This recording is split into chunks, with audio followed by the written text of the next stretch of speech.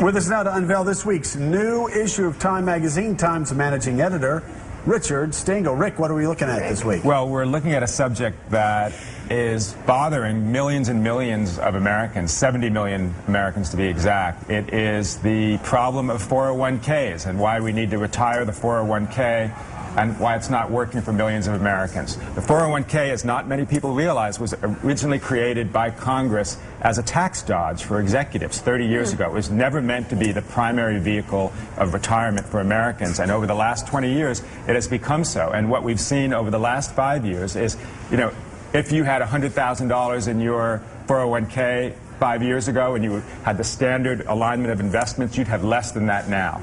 And what's been a disaster for people with the going into the Great Recession and now coming out of it is that the way the 401k works is that the closer you are to retirement, the less choice you have and the more money you're likely to lose. So people who are retiring were going into their retirement with hardly anything in their 401k. So, and we hear time and time again, people having to work past retirement age, past 65, or some even working into their 70s because their life savings were blown over the past couple of years on 401ks. Right, and in fact there's a quirk in the 401k, which is the closer you are to retirement, the more likely you are to lose money if the stock market goes down because you're putting less money into it. So that's what happened to a lot of people. So we talked to dozens and dozens of people who have retired but now have to work. And originally the 401k was meant to be a supplement to the kind of retirement that you would have, pension plus Social Security.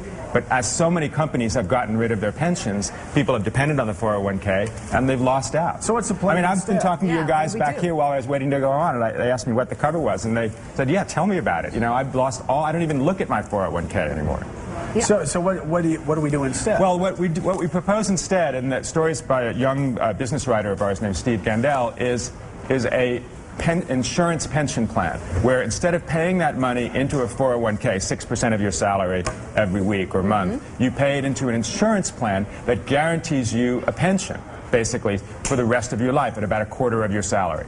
And that seems fair. I mean, the problem with the people who have lost all their money in their 401ks is 401k, isn't it supposed to be what you have when you retire? Why would you put money, 6% of your salary, into something that is a risk? Well, it's a risk, and then it's also something where you deplete it. I mean, it's basically a bunch of cash that you have when you retire, and you're supposed to take out 4 or 5% a year. I mean, and everyone depends on how you. That's the smart thing to do.